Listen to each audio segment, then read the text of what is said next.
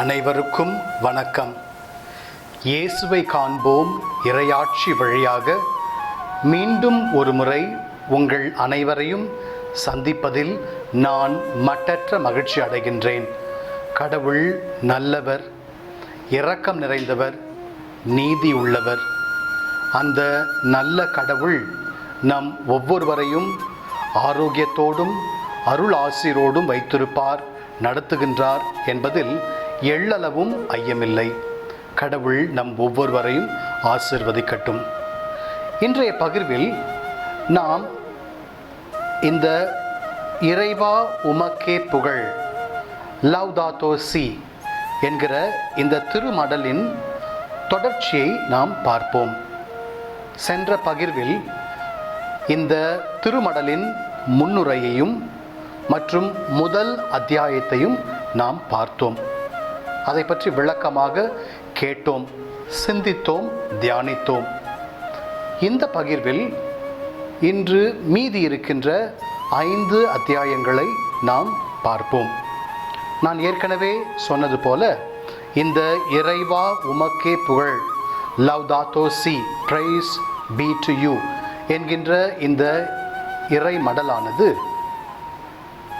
6 அத்தியாயங்களை கொண்டுள்ளது. அந்த 6 அத்தியாயங்களில் முதல் அத்தியாயத்தை சென்ற பகிர்வில் நாம் பார்த்தோம். இன்று மீதமுள்ள 5 அத்தியாயங்களை நாம் விளக்கமாக பார்ப்போம். முதலாவது அத்தியாயம் இந்த பொது வீட்டில் என்ன நடக்கிறது என்ற தலைப்பில் நம்முடைய திருத்தந்தை பிரான்சிஸ் அவர்கள் மிகவும் தத்ரூபமாக இன்றைய சூழலில் எவ்வாறு இந்த சூழலியல் அழிந்து கொண்டிருக்கின்றது, நம்முடைய இயற்கை வளங்கள் எவ்வாறு சுரண்டப்பட்டு கொண்டிருக்கிறது என்பதை மிகவும் வெளிப்படையாக தெளிவாக அவர் எடுத்துரைக்கின்றார். இந்த வெளிப்படையின் நிமித்தம் அவர் பல்வேறு கார்ப்பரேட் நிறுவனங்களிடமிருந்து எதிர்ப்பை சம்பாதித்தார். மக்களுக்கு இது பிடிக்கவில்லை. ஏனென்றால் அவர் மிகவும் வெளிப்படையாக அவர்களின் வெளிவேடத்தை வெளிச்சமாய் வெட்ட வெளியாய் அவர் சொல்லியிருக்கின்றார். அந்த பின்னணியில் இன்று 2வது அத்தியாயத்தை நாம் பார்ப்போம். 2வது அத்தியாயம் படைப்பின் நற்செய்தி, காஸ்பல் ஆஃப் கிரியேஷன். நாம் கடவுள் கிடையாது, நாம் கடவுளால் படைக்கப்பட்ட மக்கள். என்னை போலவே இந்த இயற்கையும் படைக்கப்பட்டிருக்கிறது. நானும் அந்த மரத்தை போலதான் கடவுளால் படைக்கப்பட்டவன். ஆக இந்த பூமியில் உயிர் வாழும் எல்லா உயிரினங்களும் மனித குலமும் கடவுளால் படைக்கப்பட்டது. ஆகவே இந்த பூமியானது எல்லோருக்கும் சொந்தம். மனிதர்கள் இல்லாமல் இந்த விலங்குகளும் இயற்கையும் வாழ முடியும்.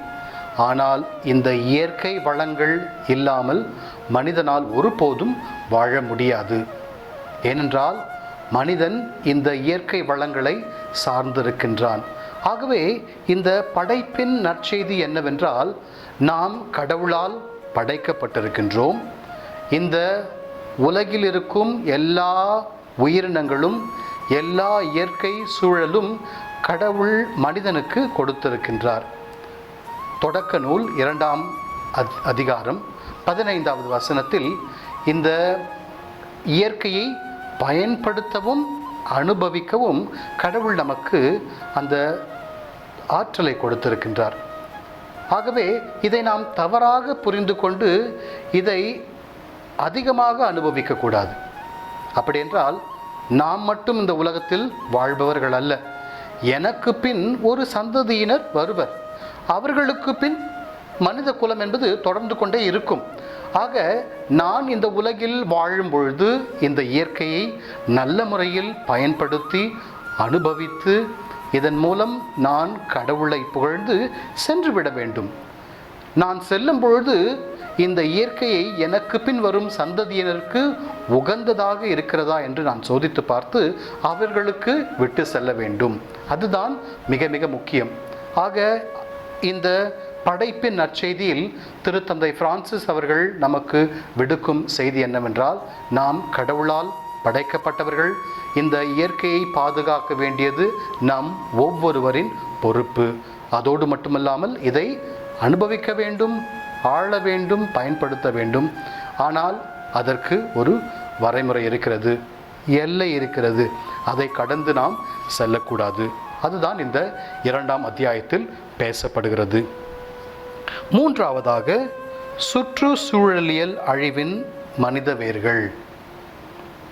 இந்த சுற்றுச்சூழல் அழிவதற்கு, சீர்கேடு அடைவதற்கு மனிதர்கள்தான் காரணம். இதை திருத்தந்தை அவர்கள் மிகவும் வெளிப்படையாக பேசுகின்றார். மனித குலமானது நாளுக்கு நாள் இந்த இயற்கையை சுரண்டி இதை பல்வேறு விதங்களில் அனுபவித்து மனிதனின் சுயநலத்திற்காக இதை கெடுத்து கொண்டிருக்கின்றோம். இயற்கையை நாம் அழித்து கொண்டிருக்கின்றோம். ஆக இந்த சுற்றுச்சூழலியல் அழிவிற்கு காரணம் மனிதர்கள். இது மிகவும் முக்கியமான ஒரு கருத்து. இதை நம்முடைய திருத்தந்தை அவர்கள் மிகவும் ஆர்வத்தோடு அதை சொல்லுகின்றார், ஏக்கத்தோடு சொல்லுகின்றார். இதிலிருந்து நாம் வெளிவர வேண்டும், விழித்து கொள்ள வேண்டும். இதன் மூலம் நாம் எந்த ஒரு அபாயகர நிலையில் இருக்கின்றோம் என்பதை உணர்ந்து கொள்ள வேண்டும். இறையேசுவில் இனியவர்களே, நான் வாழும் இந்த பூமி எல்லோருக்கும் சொந்தமானது. ஆக இதை நான் நல்ல முறையில் பயன்படுத்தி எனக்கு பின் வரும் சந்ததியினருக்கு விட்டு செல்ல வேண்டும்.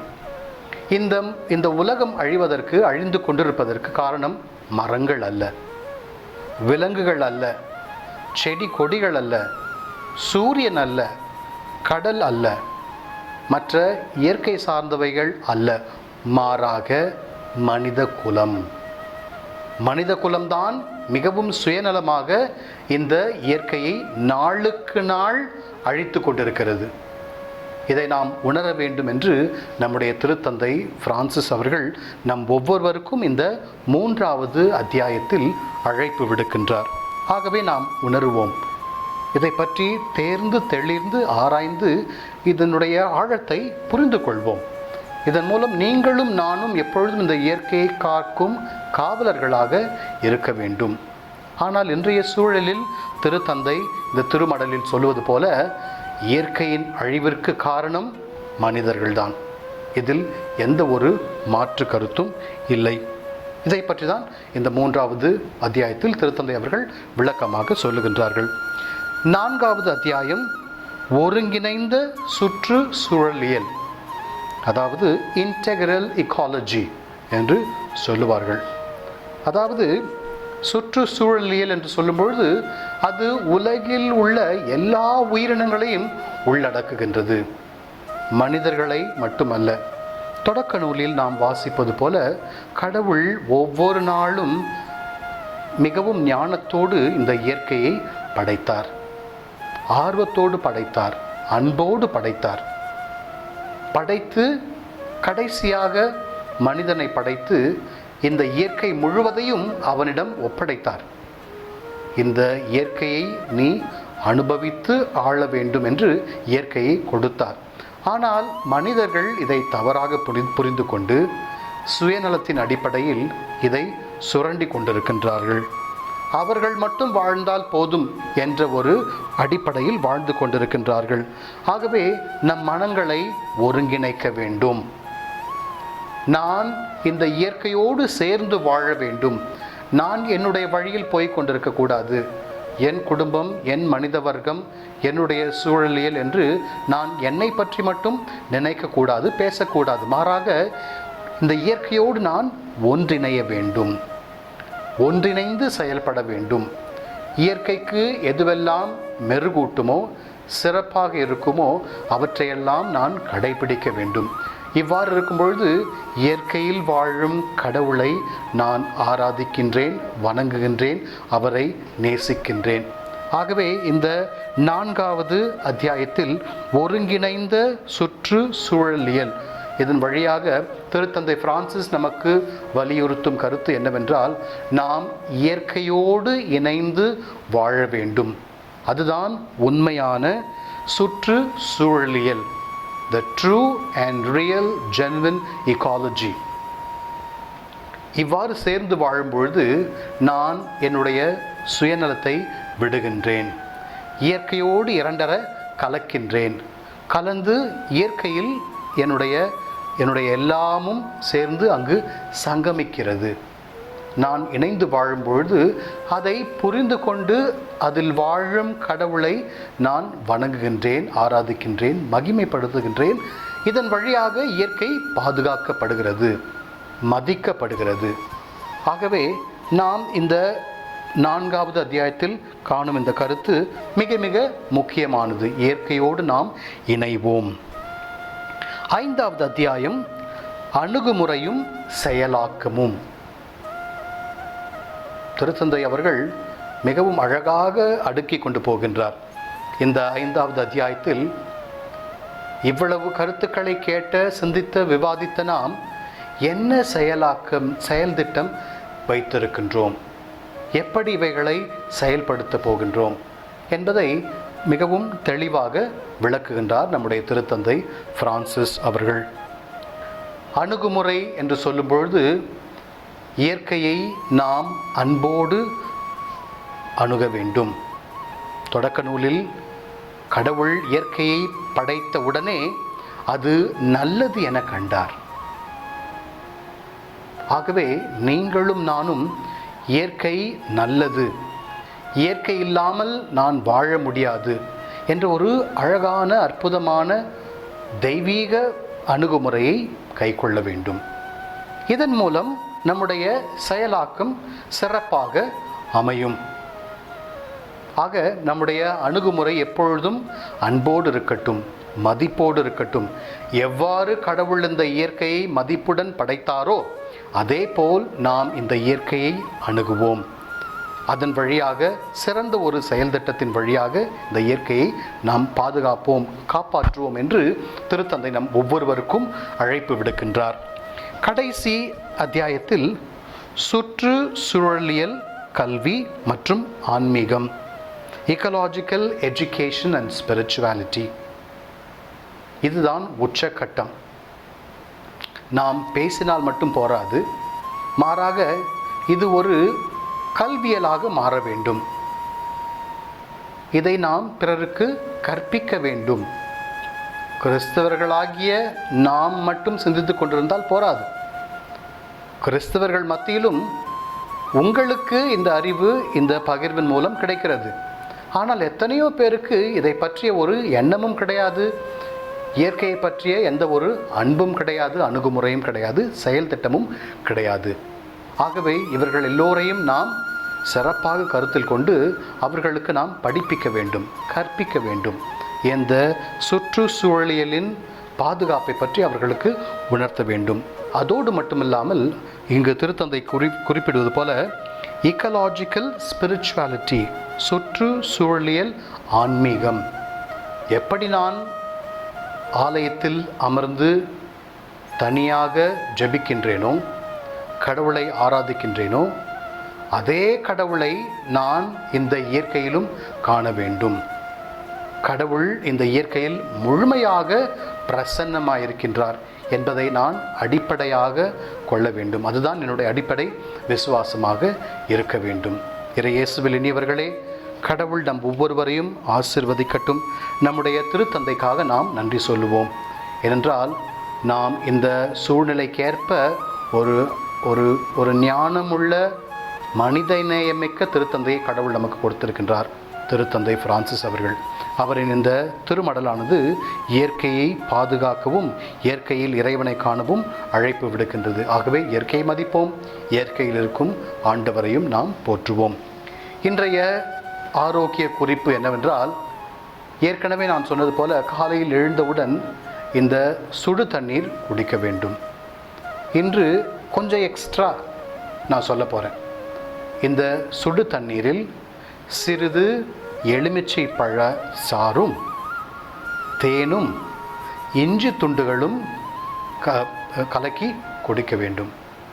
இவ்வாறு இந்த எலுமிச்சை பழம், ஒரு ஸ்பூன், ஒரு தேக்கரண்டி தேன் மற்றும் இந்த இஞ்சி துண்டுகளை நாம் கலந்து அந்த நீரில் சுட வைத்து குடிக்கும் பொழுது அது நம் உடலில் எண்ணற்ற மாற்றங்களை, புதுமைகளை செய்கிறது. மிக முக்கியமாக நம்முடைய உடலில் உள்ள எல்லா கழிவுகளையும் கொழுப்புகளையும் நீக்கிறது. யார் யாருக்கெல்லாம் உடல் எடை குறைக்க வேண்டும் என்று விரும்புகிறீர்களோ நீங்கள் எல்லோரும் இந்த முறையை பயன்படுத்த வேண்டும். காலையில் எழுந்தவுடன் ஒரு கிளாஸ் சுடு தண்ணி, அதில் எலுமிச்சை பழ சாறு மற்றும் ஒரு தேக்கரண்டி தேன், அதோடு மட்டுமில்லாமல் சிறு துண்டுகள் இஞ்சி சேர்த்து நாம் குடிக்க வேண்டும். கடவுள் நம் ஒவ்வொருவரையும் ஆசிர்வதிப்பராக. நோயற்ற வாழ்வே குறைவற்ற செல்வம். வாழ்க வளத்துடன். Hello friends, I am happy again to meet you through this looking unto Jesus, the Lord reigns. I am sure you are enjoying good health of mind and body. This episode is a continuation of the last one. In the previous episode we saw about the encyclical of the Pope Francis, Laudato Si, which means praise be to you. It very clearly tells us about how important that you and I have the responsibility to take care of the nature.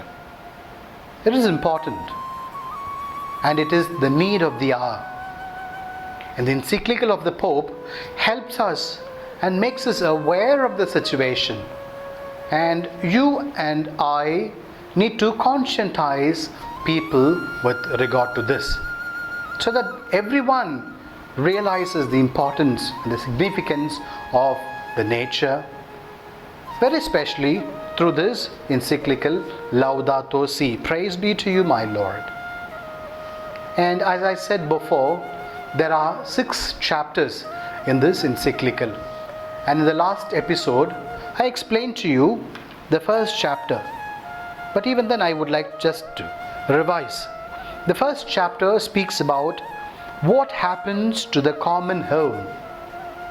So the first few paragraphs very clearly hit the corporate companies, because the Pope is very clearly points out the atrocities done by these corporate companies. Due to their own selfishness, they take and destroy the nature just because they want to live happily. It is sheer selfishness. And Pope is not afraid of anybody, and he very clearly points out in this first chapter, so much so this first chapter really became very controversial because of certain ideas, and these corporate companies opposed this encyclical precisely because of this, the first chapter, because Pope is very open in saying and telling the truth about today's situation. And today let's see the other 5 chapters. The second chapter is about gospel of creation. I am not God. I was created by God. I am just a part of the creation. But very often I think I am the creator and I dominate the whole nature. Certainly the human person is the crown of creation, as the book of Genesis tells us. It does not mean that I need to take possession of everything. According to Genesis chapter 2 verse 15, the Lord gave this creation to Adam and Eve, and he told them to use it and to make the best of it, not to possess it, because you and I have to remember that there are people coming after us, and I need to keep this world intact. for those coming after me. The world is not going to end with me. So, this is the gospel of creation. Creation is for everyone, and I need to preserve this nature so that the people who come after me also enjoy and have right over this nature. And the third chapter is about the human roots of ecological crisis. Once again, the Pope, the Holy Father, is very plain, very clear about his views. Who is the cause and the root cause of all the ecological crisis? The human persons. You and I are the causes of all the ecological problems. And Pope enumerates one by one what are the problems. And I would have no time to elaborate all the points, but all the same I would like to just give a summary of that. There are so many problems that we see in nature today, because there are many things happening for which there is no answer. And I don't understand why these things are taking place. And who is the cause of all this? We are the cause. You and I are selfish. And due to our selfish, we have, destroyed the earth. And today, there are crises, and I don't take the responsibility.